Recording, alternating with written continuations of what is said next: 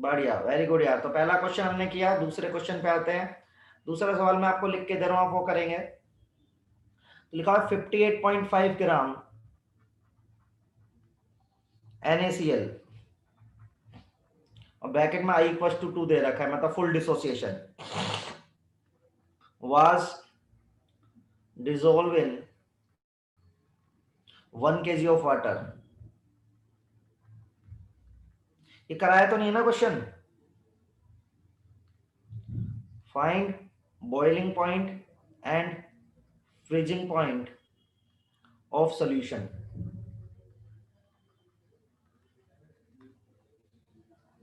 यार इसके बाद ऑर्गेनिक स्टार्ट कर रहा हूं मैं, ठीक है, अगले लेक्चर से। सॉलिड स्टेट वाला जो चैप्टर है ना, सुनो, मेरी बात सुनना। सॉलिड स्टेट का जो चैप्टर है उसके ना लेक्चर रिकॉर्ड हो रहे हैं, ठीक है, तो एक बार आप उनको देखेंगे, फिर पढ़ाऊंगा मैं उसको, तो जल्दी हो जाएगा। चलेगा? चलेगा सर। थोड़ा बूस्ट हो जाएगा ना अपना। तो अभी मैं और फिजिकल पूरी खत्म कर दी है मैंने, अब मैं ऑर्गेनिक पे आऊंगा, ऑर्गेनिक जल्दी जल्दी खत्म करूंगा पूरी। सर वो केमिकल बॉन्डिंग का सेकंड पार्ट रह रहा है, वो कब कराओगे? अब पहले एक बार ऑर्गेनिक कराऊंगा, फिर ही करूंगा उसको टच। ऑर्गेनिक ओके थोड़ा सर। शॉर्टकट में समझा दूं चीज आपको, फटाफट फटाफट, ठीक है। मैं एनसीईआरटी वाइज नहीं पढ़ाऊंगा, तो मैं पहले GOC1 और GOC2 पढ़ाऊंगा आपको स्पीड से, ठीक ठीक है। है सर। फिर आपको स्टीरियो समझाऊंगा थोड़ी सी, फिर रिएक्शंस पे आऊंगा। ठीक, इतने आप सॉलिड स्टेट के लेक्चर्स देख लेना, ठीक है, मैं बता ठीक है दूंगा कौन सर। से देखने हैं।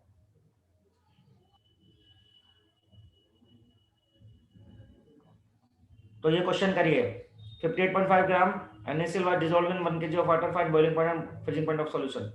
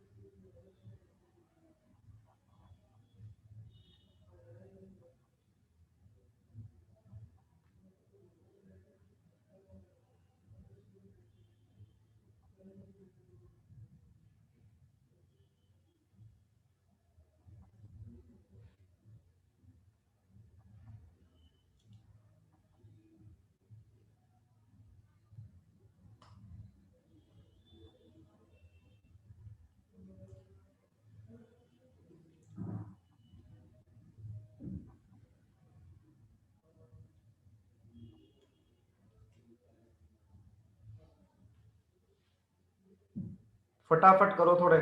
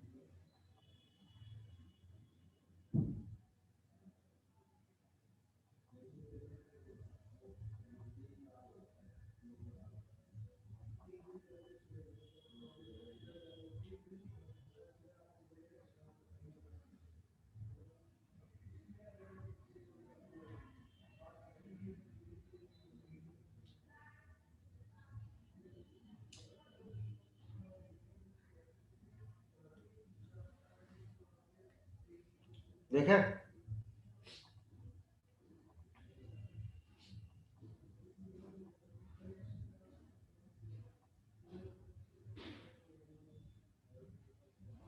हो गया सर। आंसर तो बता।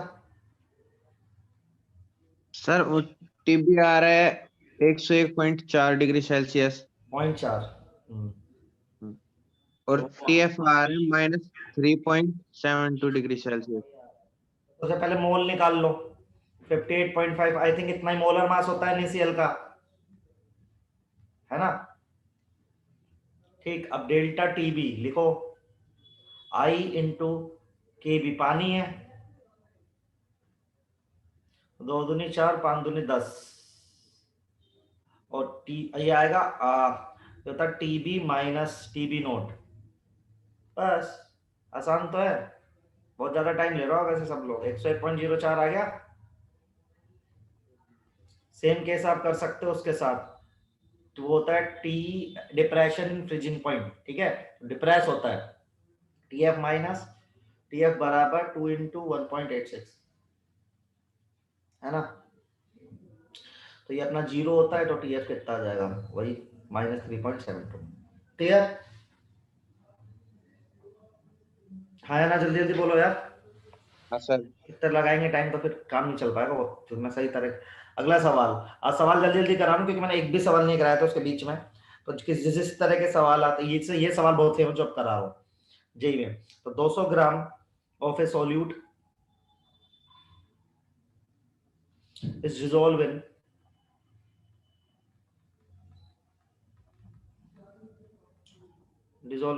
500 gram water. The solution was found to have boiling point 100.052, ठीक है, degree Celsius. What is molar mass of solute?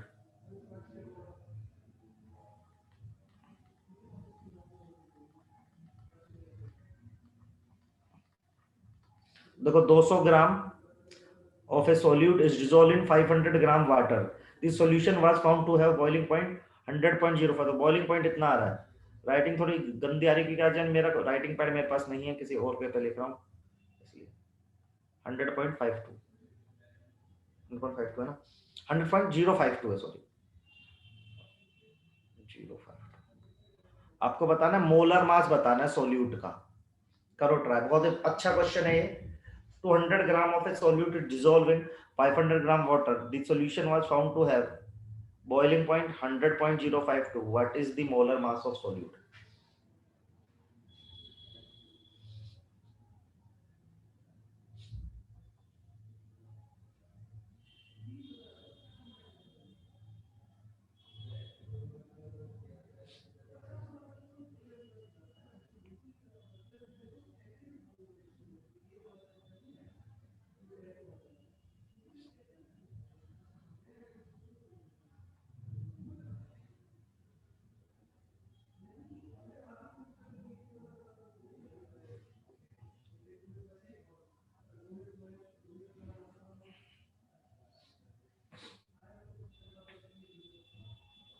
Screen नहीं दिख रही तरुण? स्क्रीन दिख रही है क्या सबको? दिख रही है सर। दिख रही है तरुण सर। दिख तो रही है, मैं दोबारा शेयर कर देता हूँ, ये करा नहीं दिख रही है।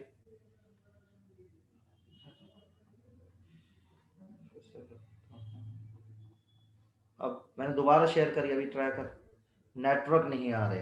अच्छा तो वो तो तुम्हारी प्रॉब्लम है फिर।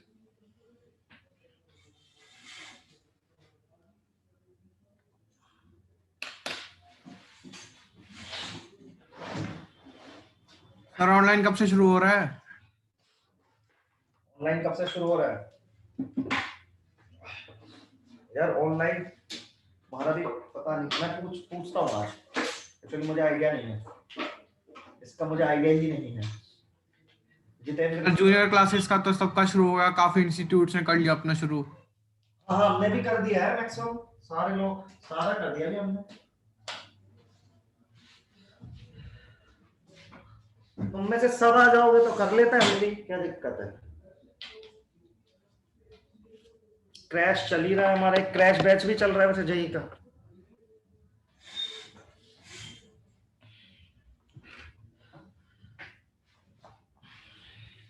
बात करता हूँ आज, फिर बताता हूँ, है ना, मैंने उस दिन भी बात आपसे। अब तो मैक्सिमम जगह पे चालू हो ही गया है वैसे।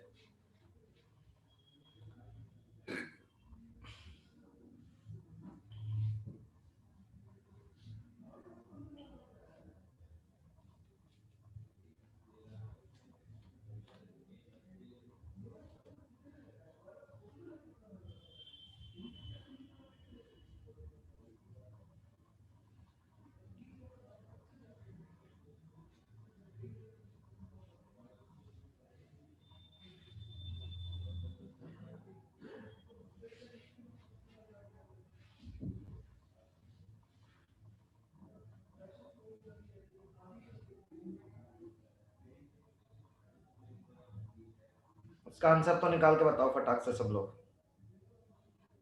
400 आ रहा है। 400 आ रहा है, 4000 नहीं आ रहा। ये 100.052 है, जीरो भी है। हाँ सर, तो वो 1000 ही आ रहा है, वो मैं पॉइंट नहीं, जीरो नहीं। अच्छा 4000 ही आ रहा है ना। बाकी लोग,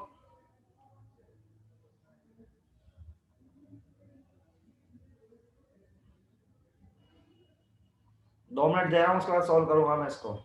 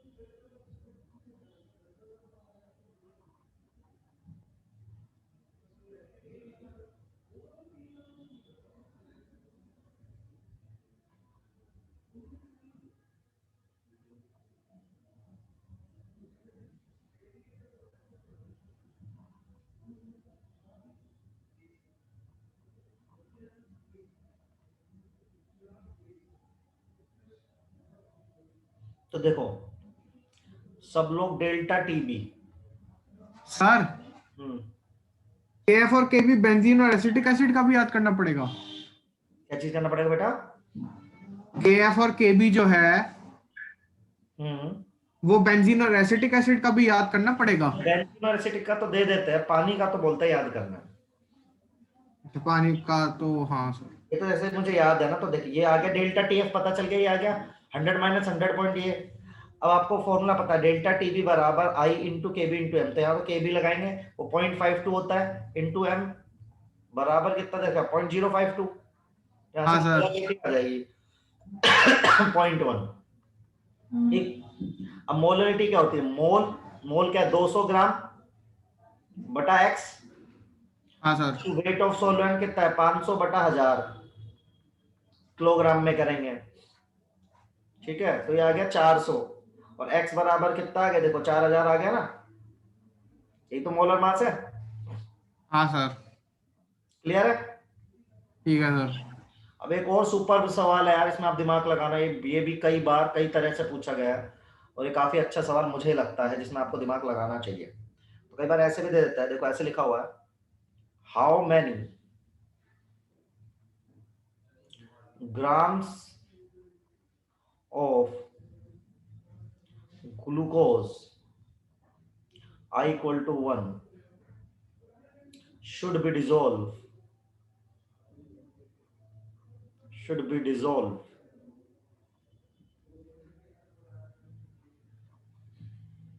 in 100 gram water, 100 gram water in order to have solution whose boiling point and freezing point differ by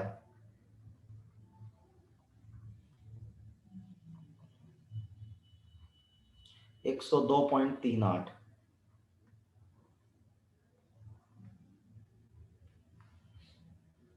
चलो, तो क्वेश्चन है, how many grams of glucose should be dissolve in 100 gram water.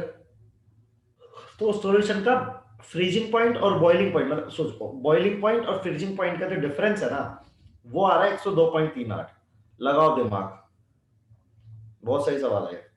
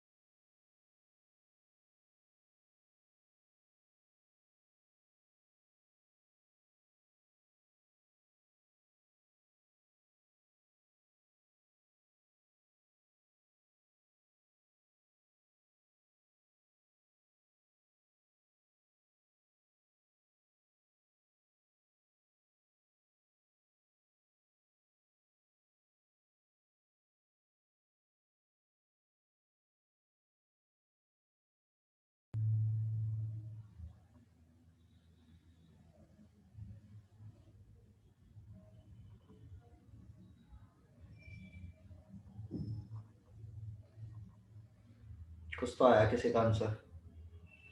18 gram, perfect Mohit, very good.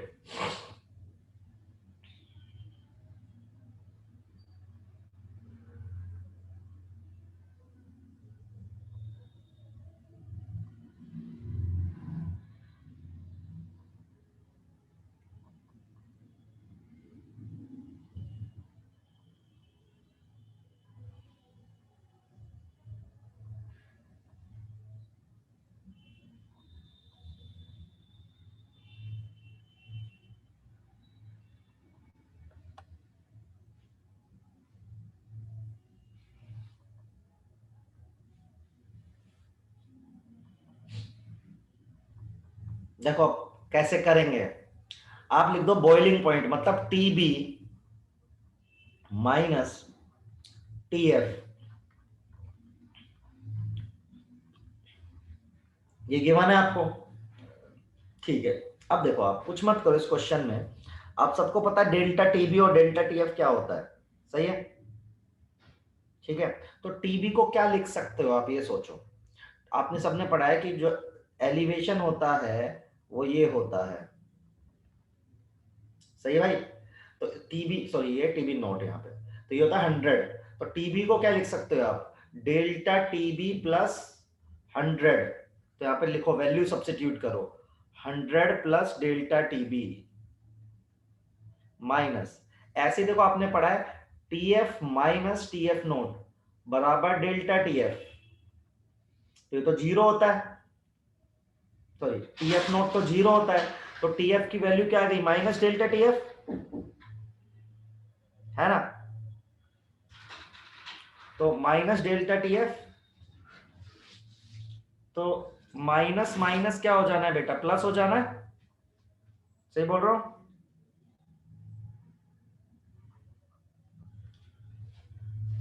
लगा 102.38 के बराबर, सही है। अब लिखो 100, तो यहां पे लिखो delta TB plus delta TF बराबर 100, उधर फेंकोगे तो क्या बचेगा 2.38। अब देखो डेल्टा टीबी को लिखो आई इंटू के बी इंटू एम, आई तो 1 लेना है, तो ये हो गया के बी इंटू एम, ये हो गया के एफ इंटू एम बराबर 2.38। अब बेटा इसमें से m कॉमन ले लो, मोलैलिटी, और kf और kb तो पता ही है होता है 1.86 प्लस 0.52 बराबर दे रखा अपन को 2.38 के बराबर। यदि आप इसको जोड़ोगे 1.86 और 0.52 को तो 2.38 से आएगा, तो m बराबर 1 आ गया। मोलैलिटी 1 मतलब क्या है, खुद सोचो कि एक मोल 1000 ग्राम में प्रेजेंट रहेगा, मतलब 180 ग्राम कितने ग्राम में, 1000 ग्राम में यार, तो 100 ग्राम में कितना रहेगा, 18 ग्राम। आया कि नहीं आया समझ में, बताओ यार, आ आ गया गया सर। सर। सबको समझ में आया। चलो एक और सवाल है ऑस्मोटिक प्रेशर का फिर लगभग वाइंड अप ही करेंगे सवाल, कुछ और पढ़ेंगे। तो एक लिखा हुआ है 0.1 एम, मैंने सब तरह के सवाल करा दिए हैं, ठीक है। 0.1 M solution of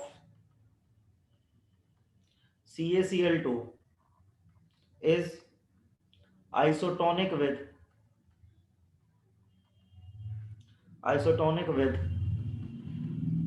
0.26 m urea solution। 0.1 m solution of CaCl2 is isotonic with 0.26 m urea solution at same temperature। ये भी सवाल बहुत अच्छा है यार। लिखा हुआ है find degree of dissociation alpha for CaCl2। आपको अल्फा निकाल के बताना है CaCl2 का। सोचिए कैसे करेंगे, मैं बताऊंगा ही नहीं कैसे करेंगे। बहुत ही अच्छा सवाल है ये जो आपको फेस करने को मिलेगा।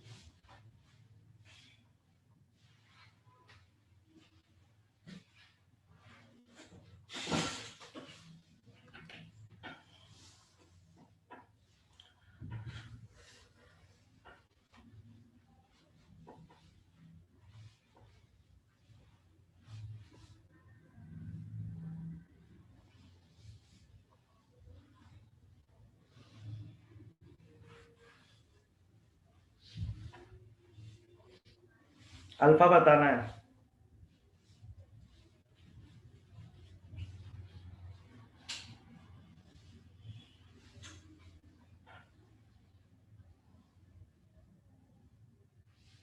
बहुत अच्छा मोहित, वेरी गुड। बाकी लोग का आंसर क्यों नहीं आ रहे हैं?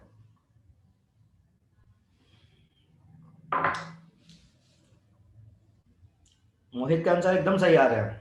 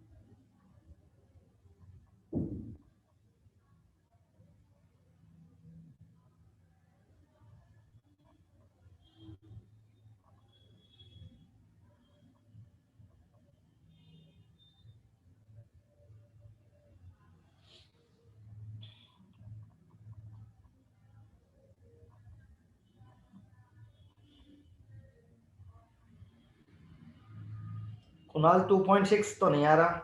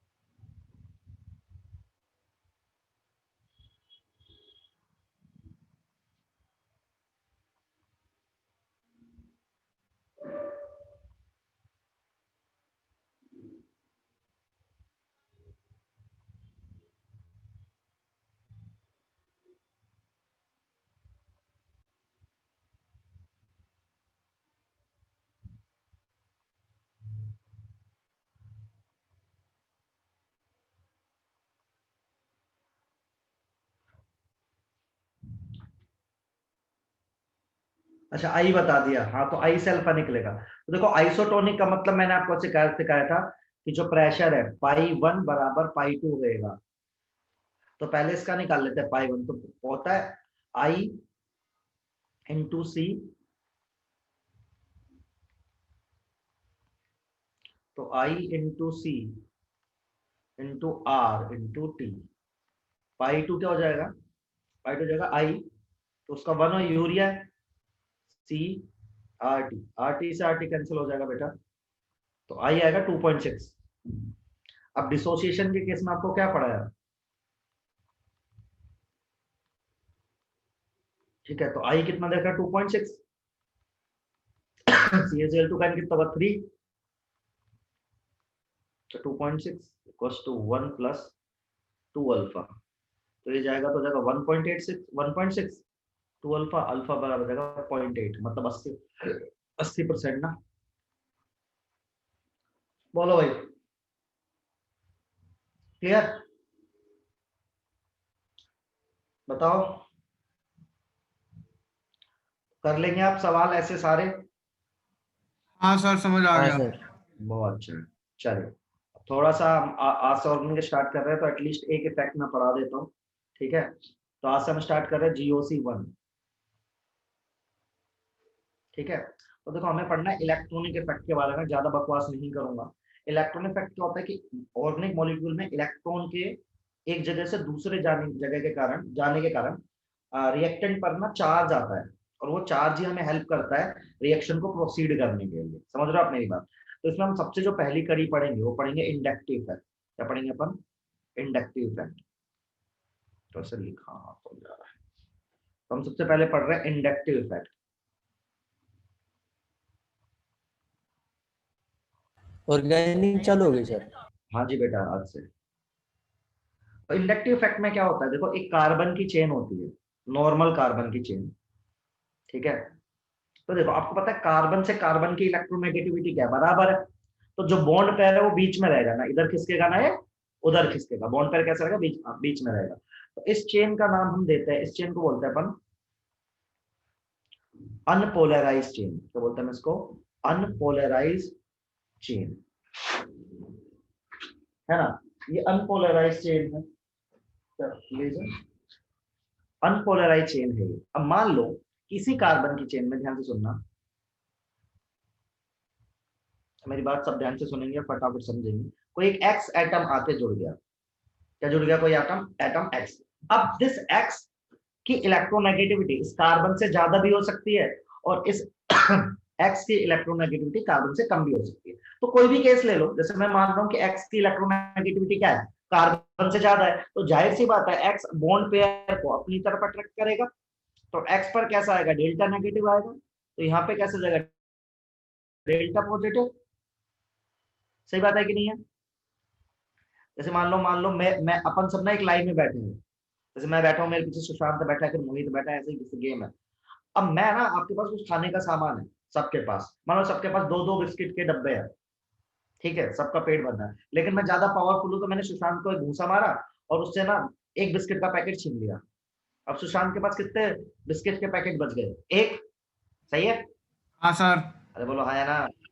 अब सुशांत को तो हाँ कितना सर। खाना है, दो, तो किसको घूंसा मारेगा, सुशांत के पीछे जो भी बैठा है, मान लो बैठा है मोहित, समझ रहे हो आप, हाँ सर समझ मोहित ने रहे हैं। घूंसा टीका मोहित को सुशांत के पास। तो ऐसी जो इफेक्ट है ट्रांजिट होता है, अगर यहाँ प्लस आ रहा है तो ये आदमी को अगले वाले को भूखा करेगा, ये अगले वाले को भूखा करेगा। मेरी बात समझ रहे हो या नहीं समझ रहे हो। तो जो एक अनपोलराइज चेन थी वो कैसी हो गई बेटा, कैसी हो गई, पोलराइज। समझ में आ रही है बात। तो यस सर। इफेक्ट क्या होता है, पोलराइजेशन ऑफ कार्बन चेन। क्या होता है, polarization of carbon chain, polarization of carbon, polarization of carbon chain. ठीक है, पहले इसकी डेफिनेशन सबको समझ में आई, सबसे पहले लिखेंगे, फिर मैं इसके टाइप वाइज सब एक्सप्लेन करता हूँ।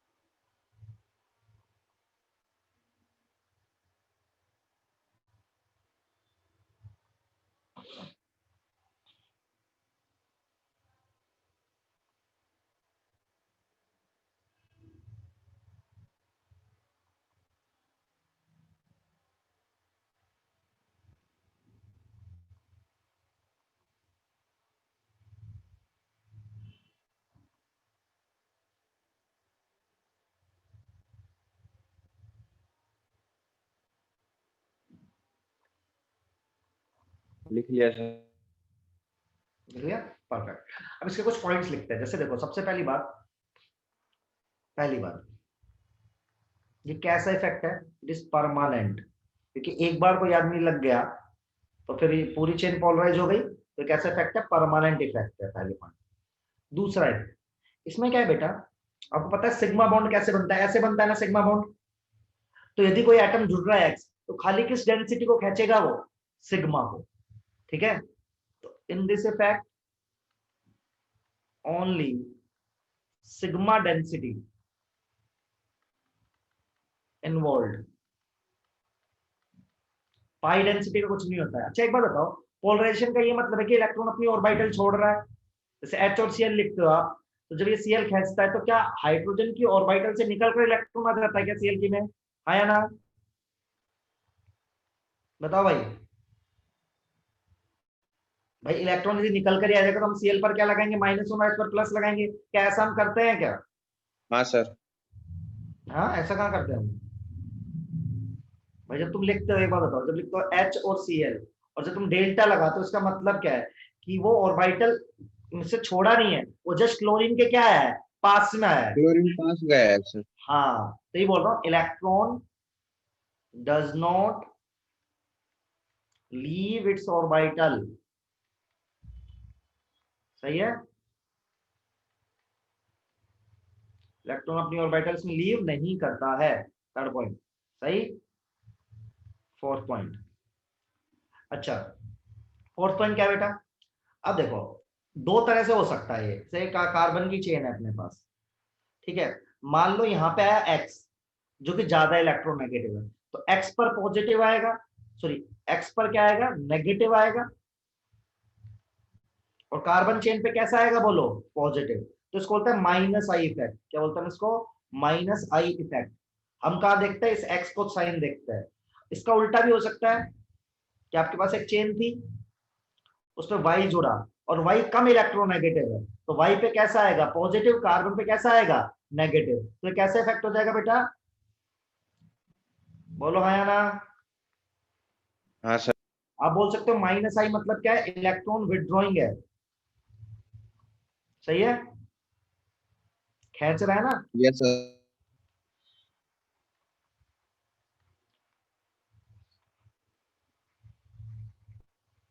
हाँ, आप बोल सकते हो ये है इलेक्ट्रॉन विड्रॉइंग।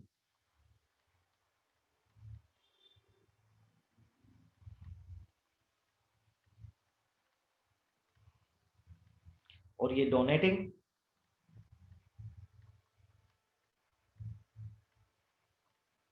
अच्छा, मोस्ट इंपॉर्टेंट बात, ये डिस्टेंस डिपेंडेंट इफेक्ट है। क्या है? Distance dependent. इसका मतलब क्या है, हम इसको ना अप टू 3 कार्बन, हम ना 3 कार्बन तक कंसीडर करते हैं, क्योंकि इसकी इंटेंसिटी धीरे धीरे क्या होती जाएगी, कम। देखो, एक बात बताओ, एक्स ने इलेक्ट्रॉन कार्बन से क्यों खींचा? क्योंकि एक्स और कार्बन के बीच में इलेक्ट्रॉन नेगेटिविटी का डिफरेंस है। सही बात है। लेकिन इस कार्बन ने इस कार्बन से इलेक्ट्रॉन इसलिए नहीं खींचा कि इलेक्ट्रोनेगेटिव डिफरेंस है, उसलिए खींचा क्योंकि इस पे हल्का सा पॉजिटिव आ रखा है। एक बताओ, जितना एक्स खींच रहा होगा उतना क्या कार्बन खींच रहा होगा क्या? No sir. मतलब जैसे मैंने बिस्किट इसलिए खींचे थे क्योंकि मैं पावरफुल था, सुशांत से। सुशांत ने बिस्किट इसलिए खींचा था, वो पावरफुल नहीं था, उसके पास कमी हो गई बस। मेरी बात समझ रहे हो? ठीक है, हाँ सर। तो डिस्टेंस डिपेंडेंट इफेक्ट है ये। सिर्फ 3 कार्बन तक हम इसका इफेक्ट कंसीडर करते हैं, उसके बाद हम इसके इफेक्ट को नेग्लेक्ट कर देते हैं। लिखिए, तो दो तरह का होता है, एक होता है प्लस आई, एक होता है माइनस आई।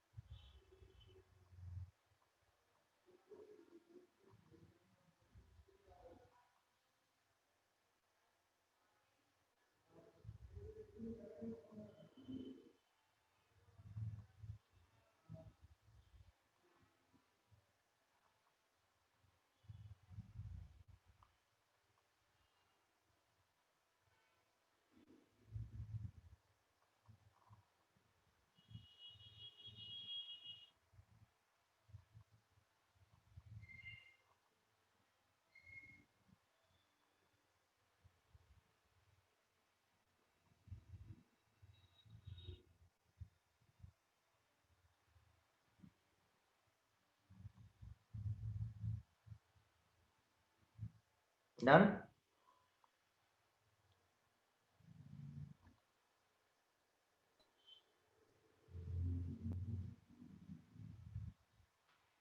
ओके बेटा। हो गया सर। चलो अब आपको एक चीज याद करनी है, देखो माइनस आई वाले सारे याद करने हैं। कौन कौन से थे माइनस वाले, सॉरी प्लस आई वाले। ओ माइनस मेरी तरह याद करना है, CO minus, O minus, CO minus, O minus, CO minus, sorry 3 degree carbon समझते हैं, 3 डिग्री, 2 डिग्री, 1 डिग्री, डी और एच। समझ गए सर। ये सारे ना माइनस प्लस आई वाले हैं, इसके अलावा जो बचेंगे ना सारे माइनस आई वाले हैं, याद कर रखना। और डी एच भी नहीं, O minus, CO minus, 3 degree, फिर मिथाइल आएगा तो CH3, फिर ड्यूटीरियम, फिर हाइड्रोजन। सर ये ओ नेगेटिव ट्वाइस नहीं। ओ नेगेटिव, ओ नेगेटिव खाली जो फिनोक्साइड आयन होता है ना, तो ये है। तो यहाँ पे ये जो O माइनस आएगा ये प्लस आई रहेगा, याद रखना। CO ओके माइनस भी सर। प्लस आई रहेगा, इसके अलावा जो भी दिखे सब माइनस आई। ठीक है सर।